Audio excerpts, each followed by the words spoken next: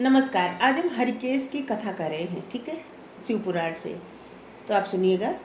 ब्रह्मा जी बोले, हे नारद, किसी समय में रत्नभद्र मुनि नामक यक्षपति गंधमादन पर्वत पर रहा करता था।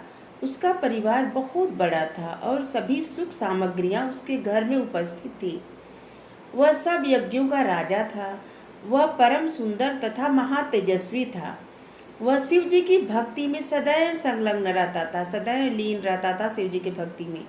उसकी पत्नी परम पवित्र एवं पवित्रता थी, यह पतिव्रता थी।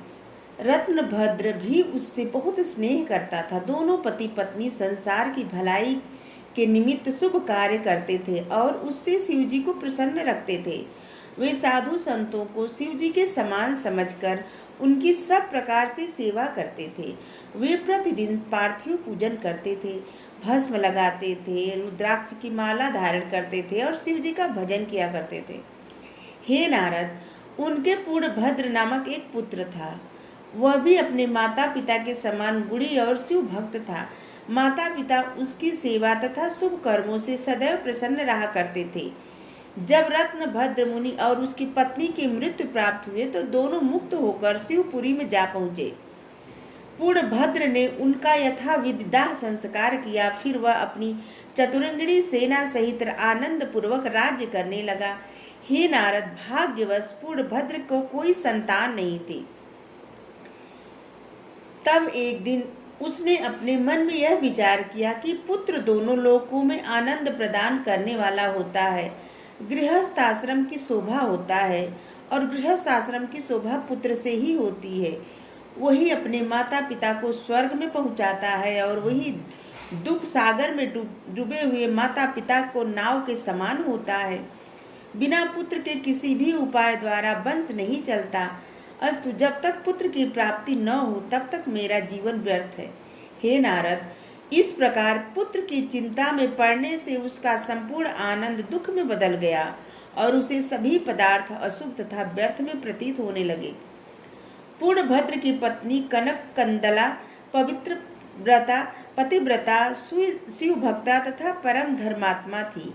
एक दिन पूर्णभद्र ने उसे अपने समीप बुलाकर कहा, हे प्रिय, मेरे घर में संसार की संपूर्ण वस्तुएं उपस्थित हैं, परंतु पुत्र के बिना वे सब मुझे अच्छी नहीं लगती।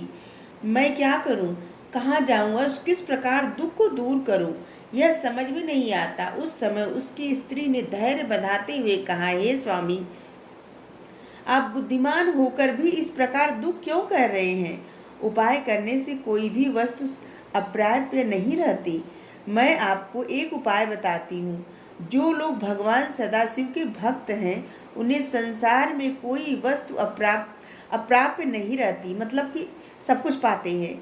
अस्तु, अगर आप अपने मनोरथ को पूर्ण करने के निमित्त श्री शिव जी की शरण में जाइए। शिव जी की भक्ति द्वारा ही विष्णु जी ने संसार के पालनकर्ता का पद प्राप्त किया है। शिव जी की भक्ति से ही इंद्र आदि दिक्पाल तथा शिलादि मुनि ने, जिसका नाम मृत्युंजय और नंदीश्वर प्रसिद्ध है, तथा श्वेत केतु मन्यु आदि ने उच्च पद प्रदान किया है, उच्च पद प्राप्त किया है।